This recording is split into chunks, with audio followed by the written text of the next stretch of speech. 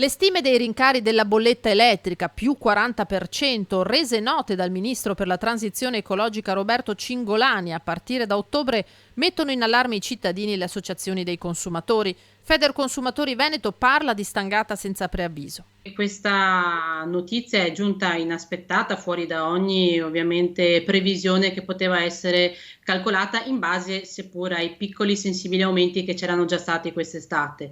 Dal nostro punto di vista ovviamente la situazione richiede un intervento immediato ed urgente da parte del governo, con ovviamente degli impegni, degli investimenti e delle modifiche anche di natura strutturale dal punto di vista anche fiscale.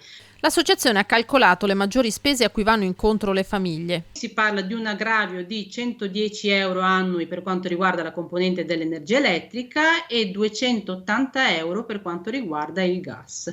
Ovviamente poi le ricadute ci saranno anche sui costi dei carburanti, un aggravio per le famiglie di quasi 670 euro all'anno. Non è solo un timore, ma una certezza che questi aumenti in bolletta produrranno un effetto domino di cui faranno le spese ancora una volta i cittadini.